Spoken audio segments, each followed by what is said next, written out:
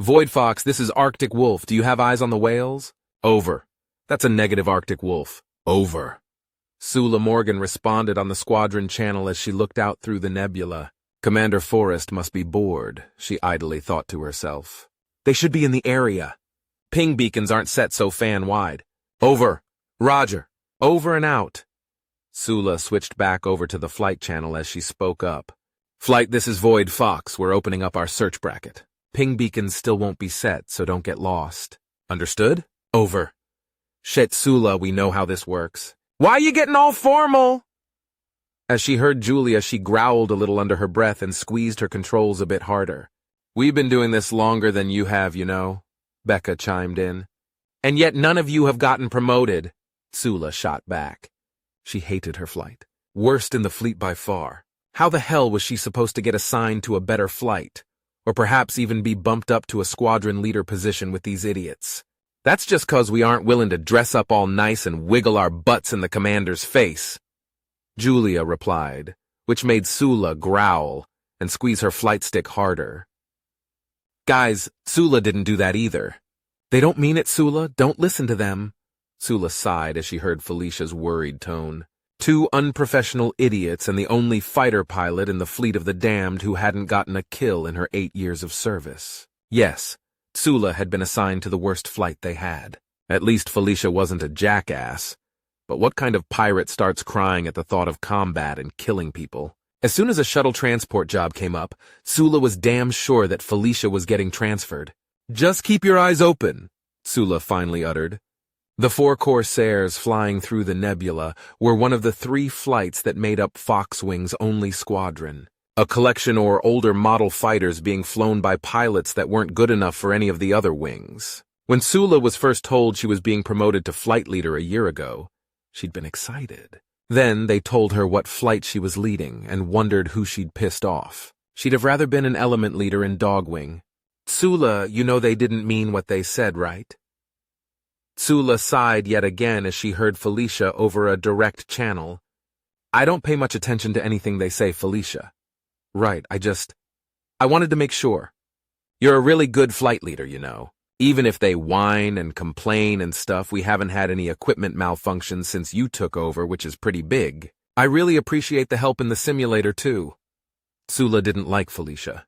She pitied her, but she didn't like her. Everything got all emotional. Even so, she replied, You're doing well yourself, you know. You get less anxious each time the combat simulation begins. Someday you might even score a kill. Well, assists are fine. Someone else can take the credit. I'm not really interested in that. Sula rolled her eyes as she heard the other pilot talk like that. If only they had more pilots. How the hell these 3 were allowed to fly fighters was beyond her. But, you know, about their comment? Which comment? Sula asked then. About dressing up nice for the commander. He's got this thing about Native Americans, you know. I mean, he's married, so it's not like that. But he goes on sometimes about the old legends regarding the first Pathfinders in the Golden Age. So, maybe if you mentioned, I don't want to be promoted because of my heritage, Felicia. She growled out, annoyed for a moment. I want to be promoted because of my merit. Oh, I get that, really I do. But you don't deserve to be kept back with us. I'm sure they can find another flight leader. Can't hurt to talk to him, right? Thanks, Felicia, but I'm not going that route, Sula said firmly. But even then, she was wondering if that might work. She was tired of trying to get anywhere through service alone. This wasn't a real navy. It wasn't like new squadrons were being trained constantly for her to get transferred to. She might need to take her promotion into her hands directly. Her train of thought was interrupted, however, as she noticed deep shadows ahead of them in the nebula. Everyone eyes forward, stay sharp, she said after switching to the flight channel. As they watched the shadows grow and loom ahead of them, she had a pit in her stomach and she felt her fingers twitch over her firing trigger. Every time she approached something this big in the nebula, she got nerves like this. To see something so massive, disturbing, the mist made her fear that some horrific creature would suddenly emerge and destroy them. But then the bow of the Retribution became clear and she sighed heavily. She quickly opened a hailing channel then. Retribution Tower, this is Void Fox. You're off course from Blue Waters. We're here to lead you in. Over. Roger that, Void Fox. We have you on instruments. Lead the way. Over. Glad to see you back, Tower. Over and out. Sula and her flight quickly rolled their fighters around to head back the way they'd come to lead the fleet to their destination. It had been months since they'd seen any Congo forces, but whenever the colony fleet was left in the nebula this far behind the Retribution, they played it safe and kept all ping beacons and other long-range communications silent. Most of the colony fleet was unarmed after all, and while the various fighter and bomber wings deployed to protect the colony fleet, that wouldn't do much against a full Congo strike force. Arctic Wolf, this is Void Fox. We have found the whales and are guiding them home. Over. Roger that, Void Fox. Recalling squadrons. Over and out. With that call out of the way, Sula knew that they'd have about half an hour of nothing but quiet flying. Then they'd have to land and pack up their things before having it moved over to the Retribution. While most people complained about constantly moving their gear between ships, each move was especially nerve-wracking for Sula, thanks to her contraband. As she thought about that for a moment, she tuned into the channel Julia and Becca had open. She told them it was private, but it wasn't. Shit, why did Mel have to go and get promoted? He was easy on the eyes, and he wasn't such a fucking rule freak like this bitch is. I know what you mean. All the drills and fucking checklists. We were doing fine long before she came along. Doesn't she get we're fucking pirates? Sula made sure her mic was muted before she sighed as she listened to Julia and Becca bitch about her. Think we should consider blue on blue? Sula's blood ran cold for a moment as she heard Becca suggest that. Nah, she real careful about our IFF and we're always in the simulators and shit. We'd get fucked once they checked the logs. Sula quickly typed out a quick command on her console to make a copy of the recording. Now she had a very important reason to go see her commander. Promotion or transfer, she'd just caught those two whiskey tango hags talking about killing her. Like she needed more of this crap. It seemed like every up in her life was followed by a down. Her family's company gets chosen to build fighters for the war. Congo assassins begin killing her relatives. Get chosen for the prestigious Pegasus Academy, the war devastates her home. Break numerous records at the academy, and show promise for being the best cadet in generations. But before she can graduate, the war ends in favor of the Congos. Parents rich from defense contracts declared war criminals by the Congos and are forced to flee. She was tired of ups and downs. She just wanted ups. She was a great pilot. Everyone knew that. Yet it had taken her 5 years flying for the civilian fleet to get picked for a fighter. Then they gave her an old Corsair. She couldn't say anything bad about the fighter that had first made her family famous, but what she would do to get a newer Phoenix, or even one of the exceptionally rare Comanche. Those truly did her family proud. She wished sometime she could reveal her actual last name and let them know why she knew every fighter inside and out. But they hadn't joined the fleet, and she didn't want anyone knowing who she truly was in case there was any bad blood. She took a slow breath as she thought about the mess her life was and tried to figure a way to clean it up some, starting with getting another command. How had Mel gotten promoted out of this wing in the first place? It was his fault. The 3 pilots in his command were complete fuck-ups. Or at least it was his fault they were still allowed to fly. She understood this was a pirate fleet, but the fighter wings were supposed to be elite. They were supposed to live up to the old standards. That was hardly the case with her flight, however. When she started paying attention to Julia and Becca once more, they were complaining about the relationship regs. If only she could get some evidence of them breaking those rules, then they'd be shoved out the nearest airlock after a quick investigation. It seemed ironic to her that she could prove their incompetence, but couldn't get them replaced because they needed all the pilots they could get now. Yet if she could prove they were fucking without approval, then they'd get a quick execution. It wasn't that she disagreed with the rules either. Resources in the fleet were very closely monitored because of how limited they were. If people were having unauthorized relationships, then things could get out of hand real quick. Between the chances of pregnancy and dangerous emotional attachments, there was a reason those regs had been put in place. Plus, what if someone tried to use sex as bribery for more resources than they were allotted? Well, a mandatory death sentence was a pretty damn good deterrent. Then again, some people had no ambition, and sex was the only thing their tiny little brains could strive for. That was the biggest problem with most of the pilots she'd dealt with in this wing. They had no ambition. Felicia was just piloting long enough to get a reproduction license, and Julia and Becca were in it for the extra rum rations and money for their man whores. She knew that most of the pirates joked about what a dream job that was. But the first and only time Sula had gone to one of the brothels in the colony fleet, she hadn't seen a dream job. She had seen men with a fixed smile and tired eyes. Sula wasn't interested in the extra rum, and she saved as much of her money as she could. She had her sights set far higher than these brain-dead morons could even dream. She felt a little sorry lumping Felicia into that category, but it was true. They had years of service with the fleet, and not a single one of them were an ace. Sula had made ace after just 2 battles. 2. She currently had the second highest kill count per battle, all while piloting a Corsair. She grit her teeth a little and squeezed her control stick tighter. She was going to rise above this. No matter what life tossed her way to keep her down, she was going to beat it. That much she promised herself. Sula let her mind wander a little as she tried to plan out her next moves, while they flew along but focused when she saw the lighter color of the nebula ahead of them.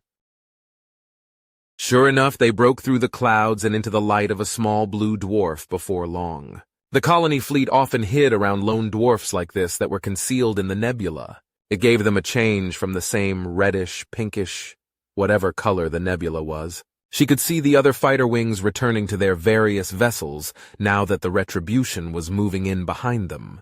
For a moment she was about to remind her flight to get their gear ready when they landed, but decided against it. Becca and Julia would just bitch and moan about her telling them what they already knew, and Felicia didn't need to be reminded.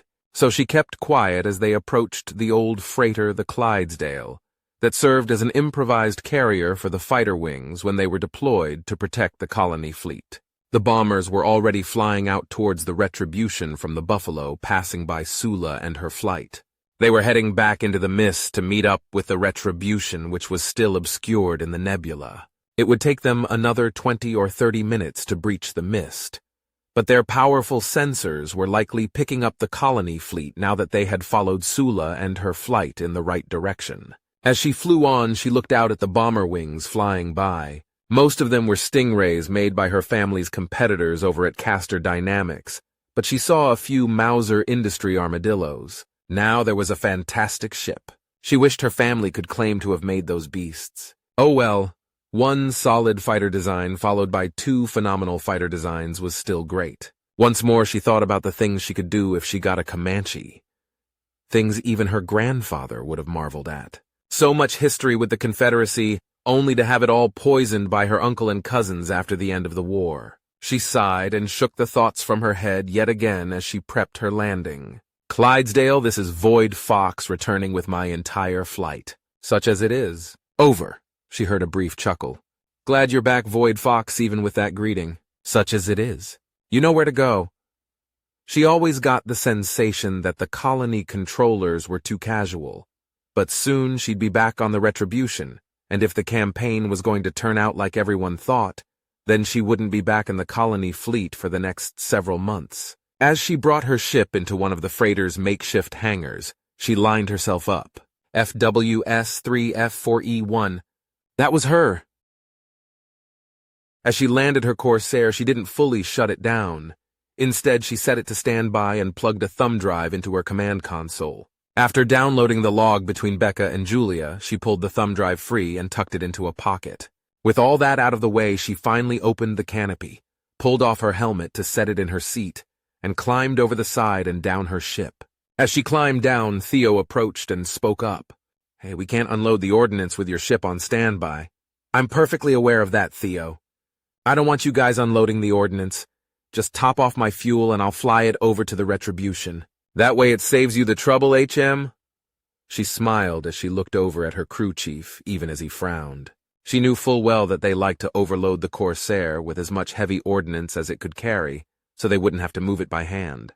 Yeah, that's fine, he said, leaving his objection unspoken as he probably realized she didn't like it when they stressed her ship. Theo was a decent crew chief, but he, like many of the flight crew for Fox Wing, were lazy. Sula constantly tried to change their habits, but it was an uphill battle. Even so, as she watched, he waved off the ordnance rack and set the crew to topping off her fuel while she headed out of the hangar. She felt like she was getting close to having him do the right thing the first time. She just wished she didn't have to train her flight crew to do the right thing, and that they'd do it naturally. Ignoring her quarters for now, she headed to Commander Forrest's office on the ship, knowing he would be packing up to head back over to the Retribution. It didn't take her long to reach his office and knock on the wall before she heard the call to enter. As she stepped inside, the tall, fair-skinned officer was carefully tucking some pictures into a box as he cleared up his office. Tsula. What brings you to my office? Tsula pulled the thumb drive out of her pocket and handed it to her commander. He arched a brow as he took the device in hand and looked from it to her. A log of 2 of my pilots discussing blue on blue. With me as the target. To her surprise, the officer just sighed and tucked the thumb drive into his pocket. If they announced they were going ahead with it and you have a recording, then you'd be talking to Shore Patrol. Since you aren't, that means they decided against it. You have to understand that some of the crew are more rough and tumble than you are. But you've got to understand that most of the pilots here don't think or work the same way you do. I mean, you act like an academy cadet. They're just blowing off steam. Hell, if they're complaining about you that much, then it means you're really doing a good job keeping them in shape. He continued to pack while he spoke. Sir, they were speaking about shooting me. If you were listening to people plotting your death, I feel like you'd react differently. Forrest smirked at that and looked back at Tsula. I have listened to them plot my death. Several times. You get used to it. Don't take it so hard. Tsula shifted and frowned as he went back to packing. Sir, then at least transfer me. I'll go back to my old position as element leader in Dog Wing. Transfer you? He looked back, incredulous. You're the best pilot I've got in this wing. The best new pilot I've seen in years. No transfers. She growled internally, but before she could press the issue, he changed the subject. What kind of name is Tsula, anyway? That caught her off guard, and she blinked for a moment. Sir? It's unusual, but your personnel file doesn't mention much about your history. She had to be careful that she didn't say too much. If people had known the real Tsula Morgan, she might get caught. It's Cherokee, sir. She saw him arch a brow at that. Cherokee? You don't look... As he trailed off, Tsula felt real anger rising up within her. What? I don't look like your typical redskin? Were you hoping for feathers in my hair? Beads? Moccasins? Maybe you just haven't heard my war cry as I scalp my dead enemies. She growled out and got agitated, moving her hands as she spoke. Hey, that's not what I meant. I was just surprised. He was on the defensive now as he could tell how annoyed Tsula was. You think you're the first person to be surprised when I tell them that? Everyone's idea of my people come from ancient vids that were racist as hell even back then. Well, like it or not, I'm Cherokee. She crossed her arms then and glared a bit. If she ever met someone who could tell the difference between a Shoshone and a Cherokee, or ever heard her terrible accent, she might be in trouble. But that day had yet to come. Forrest held out his hands then. Okay, I'm sorry. I wish I had known. Why? Would you have asked me to perform a war dance before raids? No. He insisted and looked a bit flustered. I respect tribals a great deal. I was raised listening to tales of the pathfinders of the Golden Age blazing trails through the heavens, you know. I can see why you're such a good pilot now. Your people have always had a gift for navigating the void. She arched a brow and held her tongue. If he was inclined to positive racism, she wouldn't stop it in this instance. Then he paused. Hey, your call sign. Void Fox. Have you ever seen one?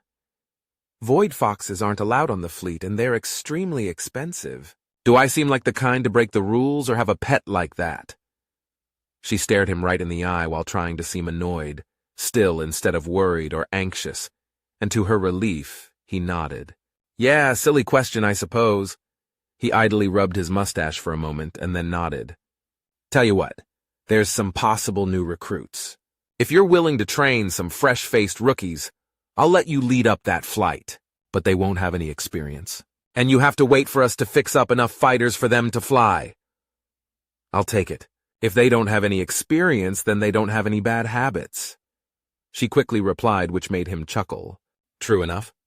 All right then, go pack up for the move. From what I hear, we'll be on the Retribution for the next several months, so feel free to actually unpack this time. She nodded then and took her leave. If he didn't feel like formality was important, then it saved her a salute she didn't feel he deserved anyway. As she walked back through the ship, it took her a few minutes to reach her quarters. There were several other pilots in the hall as they packed up their stuff for the cruise to move over to the Retribution. She carefully tapped her foot against the bottom of her door twice when no one was watching, and then punched in her code to unlock it. When she stepped inside the empty room, she quickly shut and locked the door behind her. Once she was locked inside, she sighed with relief and then looked around the room for a moment. Everything looked the same. Bunk, door to the bathroom, her large traveling trunk. What most people didn't know was that the bottom of her trunk had a special compartment that could only be opened from the inside. After a quick glance into her bathroom as if someone might be hiding in there, she reached into her pocket and pulled out a clicker. Once, twice, pause. Once, pause. Once and then twice. With that final click, there was a soft pop as Watsia came out from hiding in the special compartment built into the travel trunk. Her parents had provided the trunk to her before she left for the academy, one of the few things she still had from her old life. It was expensive, but they had spared no expense to help her hide the purple and black fox. Watsia just opened her mouth in a happy smile and began to wag her tail as soon as she saw Sula. "Who's my little Watsia?" she cooed out as she knelt down to start rubbing her pet's head. Despite what she'd just told Forrest, she did, in fact, have a void fox for a pet. Watsia had been with her since she was a kid. She'd learned quickly how to hide her pet for many reasons. Between their value, there were a great many myths about them. They were highly sought after. But to her, this was her friend. Perhaps her only true friend these days. She quickly began to scratch her fox behind the ears and then rubbed her belly when she rolled over. That big, happy grin on the fox's face never ceased to make Sula smile. She kept playing with Watsia for several minutes before looking down into the hidden compartment she'd made for the fox, ensuring there was still food and water. "You're always so smart, my little Watsia. You always save some for later." The fox looked up at her before tilting her head to the side, which made Sula laugh. "You know what I'm talking about. It's just a good thing you're smart enough to use the toilet so I don't have to clean up after you. Smarter than any cat. Friendlier than any dog. The most loyal pet anyone could ask for. You're truly perfect." She murmured and picked the fox up, cuddling her in her arms like a child. Watsia happily licked at her face for a moment, but mostly just wagged her tail and nuzzled against Sula like always. With anyone else, Sula always had to keep her guard up, maintain one of several stories. But with Watsia, she was happy and herself. I know you don't like being in there for too long, but I'm going to have to pack up soon and get you back to the Retribution. Though I promise you I'll find a way to smuggle you into the park. Let you roll around on grass again. How's that sound?" She smiled as her fox just kept wiggling in her arms happily. She was about to continue babying the animal when she heard the klaxons suddenly blare. Watsia stopped wiggling and whined as Sula quickly shoved her back into the compartment under the trunk. "Sorry, girl." She apologized before shutting the door and activating a small button that would activate an oxygen bottle inside. Even if the trunk got sucked into space, her pet would have 6 hours of air. That done, she got up and ran out of her room, quickly slipping past the other pilots as she ran through the ship.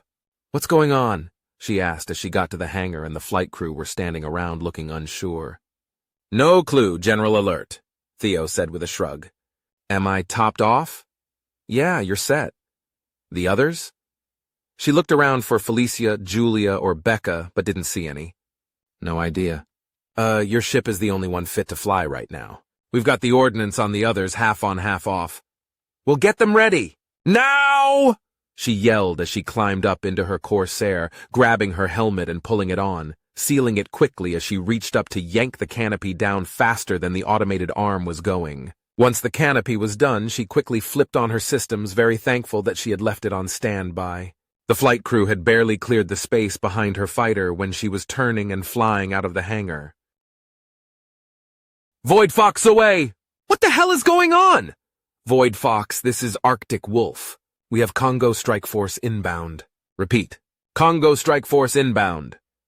Her blood ran cold for a moment at that. This wasn't going to be some merc fleet or Xenos or even other pirates. This was going to be a real fight. Fighter and bomber wings are moving in on the colony fleet. Retribution is not in position. You need to get out there right now. "Understood!" "Any support?" she asked, though she had a bad feeling even before she asked. Cat is just starting to fly. Dog is unknown. The rest of Fox is, we're coming when we can. Sula cursed as she realized she was out ahead of everyone else. Fuck it. Life was short. Her computer was picking up about a dozen bombers and 16 fighters at the edge of the colony fleet ahead of her. Hercules and Phalanx, Congo's top of the line at the end of the war. Shit. As she approached, she noticed the Congo ships were bearing down on the main colony ship, and seemed to be ignoring everything else. She couldn't let them get there, but how was a single fighter supposed to stop that many? She quickly looked over her armament, 2 Hydras, 8 Sparrows, and then her cannons. They all had chaff and countermeasures that would ensure her missiles wouldn't do much this early in the fight, and from this range. But it would get their attention. She quickly locked onto the 6 closest Phalanx before setting her Hydras to 2, target of opportunity. No doubt the Congo pilots were getting the warning as she pulled her trigger, and the Sparrows streamed away before the Hydras screamed after them. 2 Sparrows and cannons. This was going to be interesting. As she watched, the Congos began to take evasive maneuvers, breaking off their straight shot at the colony ship. All but 1 Phalanx, that is. She set her sights on the lead bomber and had her computer lock on, even as she saw the mass of Hercules start to fly her way. She could see the explosions as her missiles were detonated by chaff or ECM and didn't think anything hit. At least she had their attention now. Thanks for the light show, Void Fox. But we aren't letting you hog all the glory. She looked over her shoulder then and saw 6 Phoenix blast past her. Better late than never, Jade Tiger. She shot back at the fleet's best pilot. Ace of Aces, champion of the Confederacy, Jasmine Nishizawa. As the superior fighters moved forward to tangle with the Hercules, Sula focused on her own target once more. Pushing her Corsair hard, she began to catch up with the bomber as it refused to break from its attack run on the colony ship. When the gunner on the bomber began to fire her way, she quickly started to roll and twist to avoid the golden bolts streaming past her. There was no way her cannons alone would be able to take out that armored beast in time to stop it from hitting the colony ship. But she highly doubt her Sparrows could avoid the chaff and ECM. Void Fox, you've got a tail! She heard over the main channel and quickly cursed before cutting her Corsair to the right as she saw a cloud of tracers tear through her last location. So she had a Phalanx she couldn't hit in front of her, and a Hercules that she couldn't outrun behind her. Time to earn her pay. She quickly tapped on her control panel to bring up her rear camera in the corner of her helmet, letting her see the Hercules behind her. When he began to fire, she'd jerk up or down to avoid the bullets, but she tried not to let him distract her too much. Instead, she focused on getting even with the Phalanx, trying to stay on the same plane as him. That way, the top gunner couldn't aim down enough and the bottom gunner was blocked by the bomber's wings. They were getting close to the colony ship. It was now or never. She quickly tapped on her control panel with one hand to turn off the Sparrow's proximity safety, and then boosted hard, feeling the acceleration pin her into her seat as she jetted just in front of the Phalanx, releasing the missiles just as she passed. The bomber pilot had less than a second to realize what he was flying into before the missiles slammed into the cockpit and exploded. The entire bomber quickly ruptured in a massive fireball as its ordnance exploded in a chain reaction. Yet all she heard was a soft thud through the void of space. "Take that, you fuck!" she screamed as she watched the fireball on her rear camera. But then several sharper thuds brought her back into reality as she realized the Hercules hadn't given up and was shooting at her. Then the blaring proximity collision alarm sounded in her ears, and she swore as she twisted, very narrowly avoiding the colony ship she had been trying to protect. She had to hug the hull of the ship to avoid the Hercules behind her, grunting a bit as the tight turning kept her pinned in her seat. Even as she straightened out and shot past the top of the colony ship heading back towards the main battle, she could see the Hercules right behind her. She couldn't shake him that easily. Ahead of her, the Congos were quickly getting outnumbered, as the rest of the fighter wings finally joined the fight, and most of the Phalanx had targeted the freighters and supply ships near the edge of the fleet. The damage would still be considerable, but the colony ship seemed safe. There were 2 more thuds as she got hit again, and she cursed, noticing a few warning lights. Thankfully, the Corsair was tougher than people gave it credit. It looked like there wasn't going to be any help for her from the other pilots soon enough to matter. so she thought over her options as she tried to keep twisting and jerking to avoid being killed. She made for the nearest freighter she could see, quickly moving in, skimming just across the top before shoving her stick down the second she was over the edge. The Hercules was still behind her, but she noticed he took a shallower angle to avoid the worst of the G-force. Perfect. She kept the dive as tight as she possibly could, groaning a little as her vision began to narrow, while she circled the freighter perhaps just feet from scrapping her canopy on the hull. Once she was back on the other side, out of sight of the Hercules for a few precious seconds, thanks to his shallower dive, she slammed her hand on the button for the emergency oxygen vent, which jerked her hard as her fighter was spun around. But now she was facing back the way she had come, as the Hercules cleared the side of the freighter. She squeezed the trigger hard and heard the soft kunk-kunk-kunk of her cannons as 6 25mm shells slammed into the Hercules, and it split apart under the fire. "Yeah!" she screamed as she scored her second kill, watching the wreckage tumble away for a moment. That's when she saw the alarm lights. She was leaking oxygen even before she'd just ejected most of it. "Shit," she muttered and then started holding her breath just in case. The fight was still going, but from what she could tell they were driving the Congos off as she began to beeline for the Clydesdale. Arctic Fox, this is Void Fox returning to shelter. Bingo oxygen. Repeat bingo oxygen. Come on back, Void Fox.